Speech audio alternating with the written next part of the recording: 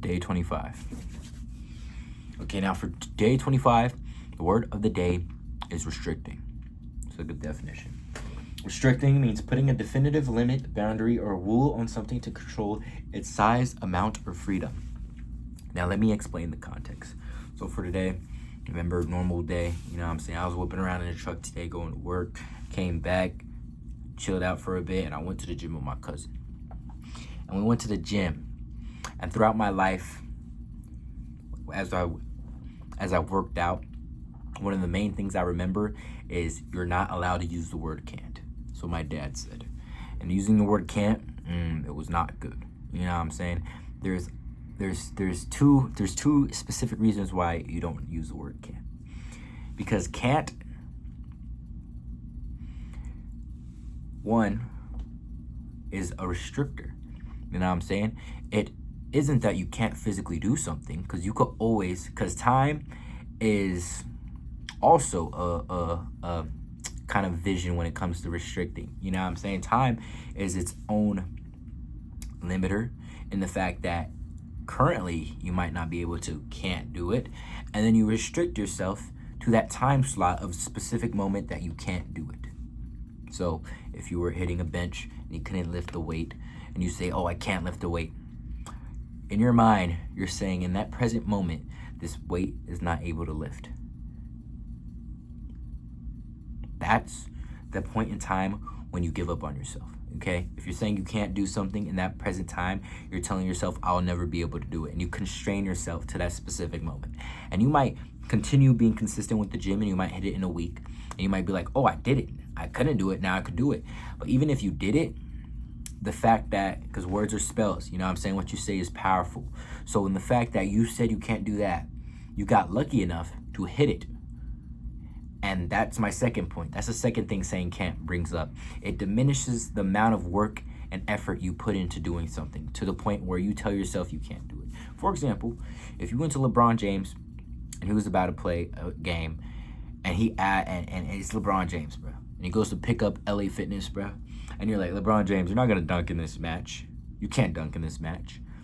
It's the same thing if you were gonna tell yourself that you can't do this specific thing. Now, the relevancy to LeBron James and you is probably not the same. You know what I'm saying? He probably you're not as good as if you had that same scenario and you physically weren't able to dunk, and I'll be like, you can't dunk. Well, obviously that'll be realistic. That'll be lower accurate. But it's the fact that you have to restrict yourself into believing that LeBron James is on a pedestal. You know what I'm saying? Everybody's human. If LeBron could do it with enough time, with enough focus, with enough energy, you will be able to dunk at LA Fitness. So those are the two things can't does. You know what I'm saying? It kind of hinders you into the fact that you restrict yourself into being in a position where you won't ever be able to, because that present moment you're not. And then two, you're being your biggest negative motive into the fact that you believe you're not good enough. And that's never a good thing to do. You know what I'm saying? So when I went with my cousin, he was saying I can't, and I was like, dang, that pisses me off. Because I'm gonna be honest, in my life, there's a lot of things that I wasn't in the position to succeed in. You know what I'm saying? I was never in the position to succeed in. There was multiple things, we're not gonna name them. One of them was hitting diamond in Warzone. Nah, I'm lying. I was always destined to do that. But the point is that the reason why today's word is restricting is because certain phrases, it's not just specifically I can't. There's certain phrases and certain atmospheres that when you say that you can't do it, or you won't be able to do it, or you constrain yourself into those sentences, you know what I'm saying, those spells, those words, mentally, you're gonna keep hold of that, you know what I'm saying? And you're gonna start naturally restraining yourself. You know what I'm saying? If a person who was lean ate one Kit Kat or one whole Reese's or one whole Oreo pack a day, after that first day, he's not gonna feel anything. His stomach's gonna be fucked, but he's probably not gonna feel anything. Got high metabolism. But after a while, he's gonna break at that metabolism, break until you're in a distorted state where your body can't understand how to proceed as it used to, where you had all that energy. A lot of old people's excuses is like, I could have done that when I was younger, now I can't. That's a lie.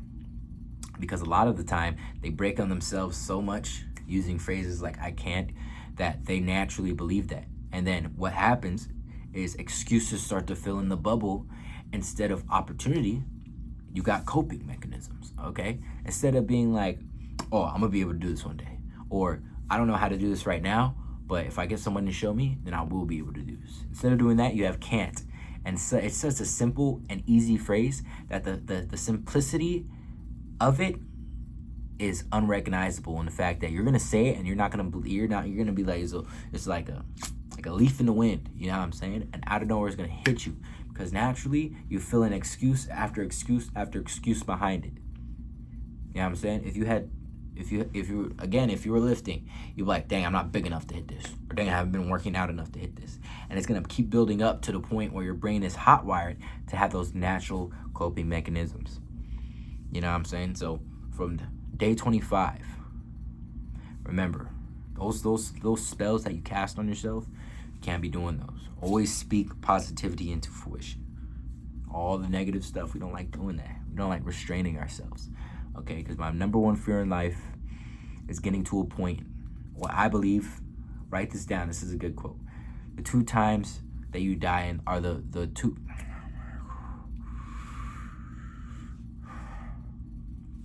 The 2 times in life that you truly die is 1, when your heart stops, obviously, and 2, when you have no more room left to grow. Because that's where you as an individual has reached its peak. There's no going up. So when you say you can't do something, you're bringing that death count, you know what I'm saying, until you die. It's starting to, the amount of time you have, starting to decrease by all those phrases that like, oh, I can't do it. That's day 25, you know what I'm saying? No negativity, no negative talk. Always remember, give this video a like if you made it this far. And 2, I have yet to get any words. Give me a word, bro. Even if you have to cheat it, bro. Even if you're like, dang, I finally got to the end. Finally, I'm done with this stupid video. Balls deep into this Popeyes. I just needed something to watch, and you're just staring at me. How about you let go of that Popeyes? Wash your hands, because I don't want no stank phone smell, you know what I'm saying, on your phone case. Wash your hands. Get your phone. Think of a word that could elaborate on this day, you know what I'm saying? That could sum all it up. Type it in. You know what I'm saying? Press that little like button. You don't even have to subscribe. We'll be back. That's day 25. Restrict. I think that's the word.